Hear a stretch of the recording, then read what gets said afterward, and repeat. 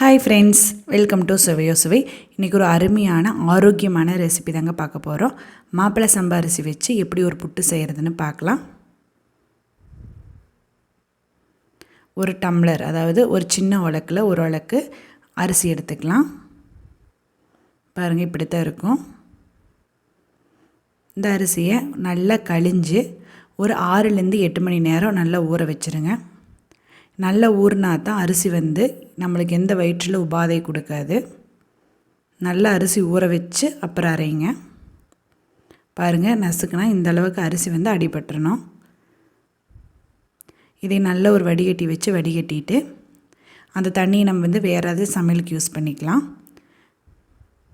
அரிசி ஒரு நல்ல காட்டன் கிளாத்தில் 15லேருந்து 25 நிமிஷம் நிழல்லையோ இல்லை ஃபேனுக்கடியோ நல்லா உலர வச்சு எடுத்துருங்க.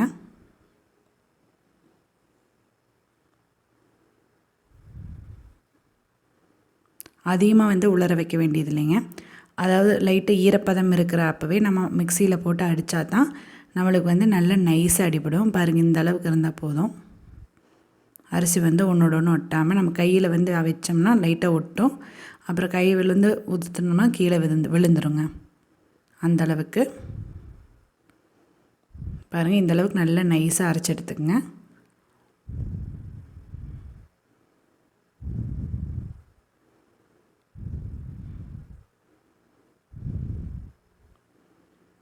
இப்போ ஒரு வேறு பாத்திரத்தில் மாட்டிட்டு நம்ம ஒரு பிஞ்ச் சால்ட்டு, நம்ம எந்த ஒரு ஸ்வீட் செஞ்சாலும் ஒரு பிஞ்ச் சால்ட்டு போட்டுக்கலாம். நம்ம இதே இந்த கொழாப்புட்டுக்கு கார சுண்டல் குழம்பு சூப்பராக இருக்கும். நான் இன்றைக்கி ஸ்வீட்டாக தான் அதாவது கரும்பு சக்கரை வச்சு சாப்பிட போகிறோம். அதனால் கொஞ்சமாக உப்பு போட்டிருக்கேன். கூட நடக்கலை பருப்பு, ஒரு டம்ளர் அரிசிக்கு ஒரு டம்ளர் நடக்கலை பருப்பு நல்லா வறுத்து மிக்சியில் லைட்டாக அரைச்சே போட்டுக்குங்க, ஒரு ஏலக்காய் வாசனைக்காக. பாருங்கள், இந்தளவு குறப்பாக அரைச்சா போதும். நல்லா நைஸாக எண்ணெய் வர அளவுக்கு அடிக்கக்கூடாது.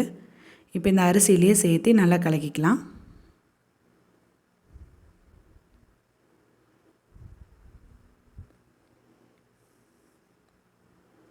நல்லா கலக்கியாச்சு. இப்போ நம்ம கொஞ்சமாக ஹாட் வாட்டர் வச்சு கொஞ்சம் கொஞ்சமாக, அதாவது ஒவ்வொரு சொட்டாக தண்ணி சேர்த்து நம்ம கலக்கிக்கணும். அதிகமாக தண்ணி தேவைப்படாதுங்க. பாருங்கள், இந்த கட்டிகள் சேருதுங்களா? இன்னும் ஒரே ஒரு ஸ்பூன் மட்டும் தண்ணி சேர்த்திட்டு நம்ம கையில் நல்லா அழுத்தி பிசைஞ்சிக்கலாம். ஏன்னா ஸ்பூனில் கலக்கி விடும்போது அந்த கட்டிகள் அடிபடாது.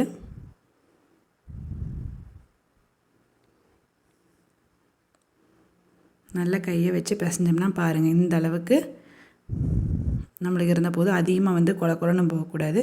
கையில் பிடிக்கும்போது கொலக்கட்டை மாதிரி நம்ம ஊற்று விடும்போது உதிர்ந்துடணும். இந்த பதம் போதும். நம்ம ஆஸ் யூஷுவல் செய்கிற மாதிரி புட்டுக்கு தகுந்த மாதிரி தானுங்க. இது கூட நம்ம தேங்காய் துருவல் எடுத்துக்கலாம். இப்போ நம்ம குழாய் புட்டு செய்கிறதுக்கு இந்த புட்டு சட்டியில் ஓட்டலாம். இது இல்லைன்னா உங்களுக்கு இட்லி பாத்திரத்தில் துணி விரித்து நீங்கள் மேலால், அதாவது தேங்காய் பூவும் ஒட்டை கலக்கி நீங்கள் வேக வச்சு எடுத்துக்கலாம். கொஞ்சமாக தேங்காய் துருவல், கொஞ்சமாக மாப்பிள்ளை சம்பா அரிசியோட மிக்சிங்,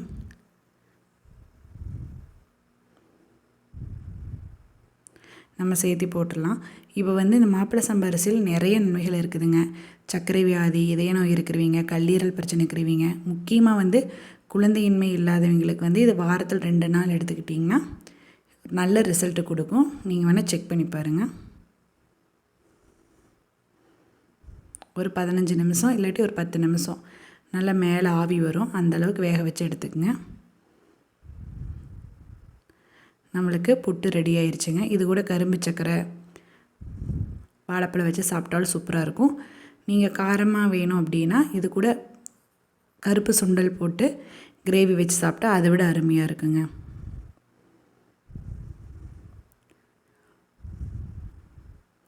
இன்றைய ஆரோக்கியமான ரெசிபி பார்த்துருப்பீங்க. அடுத்த ஒரு ஹெல்த்தியான ரெசிபியுடன் சந்திப்போம். பாய்.